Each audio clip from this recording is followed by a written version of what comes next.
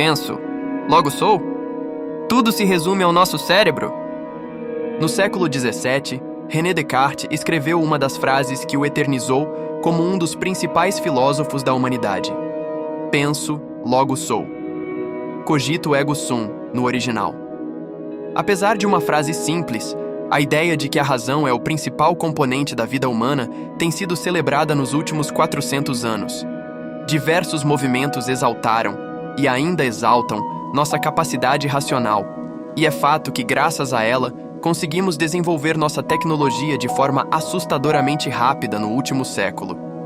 Entretanto, será que somos apenas isso, seres que pensam e utilizam o cérebro de forma mais eficaz do que outras espécies?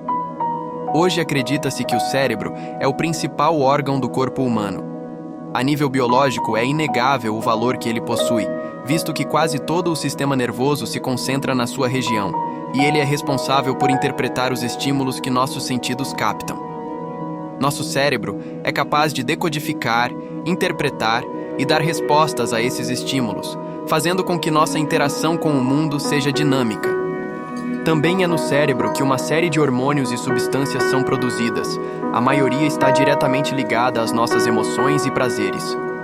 Desse modo, além de responder aos estímulos externos, o cérebro também é capaz de nos lançar em uma gama de sentimentos, produzindo diversas sensações.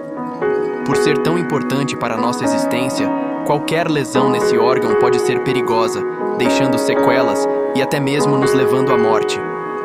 Por essas razões, e o estimado valor que o cérebro possui em nossa vida, a ciência, principalmente a desenvolvida no início do século XX, considerava que o ser humano era, em resumo, um corpo comandado pelo cérebro. O cérebro seria, portanto, o que nós realmente somos, e nele habitaria nossa essência. Logo, a frase de Descartes estaria correta. Somos o que pensamos. Nos dias atuais, entretanto, começa-se a questionar sobre a soberania do cérebro. Não queremos lhe tirar a importância, uma vez que estas são comprovadas há bastante tempo. Porém, a ciência continua a avançar, e hoje sabemos, por exemplo, que outros órgãos como o coração e o intestino cumprem funções neurológicas e emocionais, para além dos seus papéis principais. Sabemos que no intestino habitam bilhões de micro-organismos que regulam nosso corpo, capazes de digerir e ajudar na absorção de nutrientes e nos manter vivos, além de ser considerado o segundo cérebro, devido à imensa quantidade de neurônios que possui, cerca de 100 milhões. De maneira similar, o coração possui cerca de 40 mil neurônios e se adapta tomando decisões autônomas a partir dos estímulos que esses neurônios enviam. Essas novas descobertas ainda estão longe de tirar o reinado do cérebro como o principal órgão do nosso corpo, mas nos lançam para novas perspectivas. Será mesmo que somos o que pensamos? Somos mais do que máquinas biológicas que existem em função de um comando central? Essas são perguntas que desde tempos remotos a humanidade se faz e sua resposta tem variado de acordo com o tempo e a cultura. Na Grécia Antiga, berço de alguns dos maiores pensadores da humanidade, acreditava-se que o ser humano era dividido em 3 partes: nous, o espírito; psique, os pensamentos e sentimentos; e soma, o corpo físico. Nessa perspectiva, o cérebro não seria nossa essência, mas apenas um componente dentro do soma e da psique, uma vez que a razão se manifestava através dos pensamentos. Nous seria o elo com a vida espiritual, o ponto em que conectaria o ser humano à divindade, às ideias, ao mistério. Todos esses nomes foram utilizados para se referir a algo que transcende a experiência humana, mostrando assim que nossa natureza pode se conectar com o mais profundo aspecto do universo. Para isso, utilizaríamos a razão-razão, que é a capacidade de captar ideias e refletir sobre elas, chegando à sua essência. É fundamental entendermos que razão e pensamentos são elementos distintos dentro dessa perspectiva. Enquanto a razão se estrutura a partir da captação desse mundo espiritual, mais sutil e que não pode ser alcançado de outra maneira, o pensamento se estrutura pela lógica e é resultado do mundo manifestado.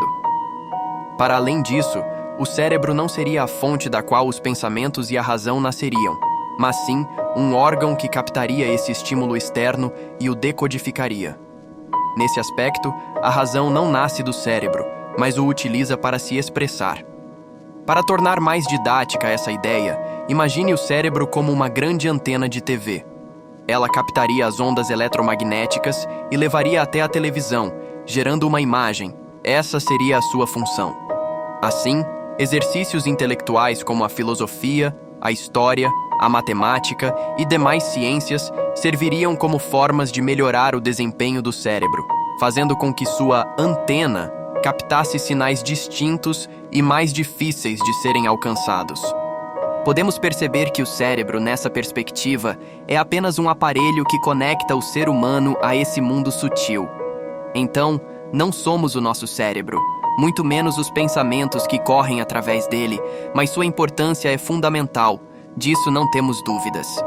Apesar disso, em outras culturas esse órgão tão estimado não era nem um pouco valorizado.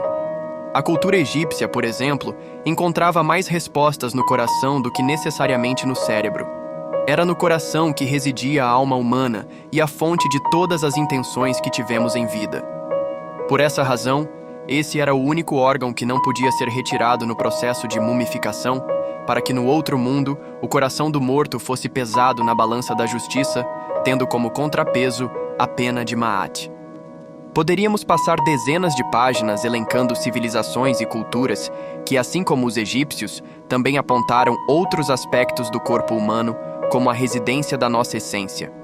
Porém, nos parece mais interessante entender que o que nos faz humanos não é apenas um aspecto de nossa existência, mas sim todas as partes que nos compõem. Tal qual um quebra-cabeça que fica incompleto sem uma de suas partes, não podemos renegar nenhum dos nossos aspectos, do mais simplório ao mais complexo. Todos cumprem uma função em nosso organismo e na nossa relação com a vida. Não somos, portanto, seres cerebrais. Somos seres que possuem um grande cérebro, assim como um grande coração, capaz de desenvolver em seu interior as maiores qualidades que a humanidade já viu. Sejamos, enfim, o que viemos ser: humanos.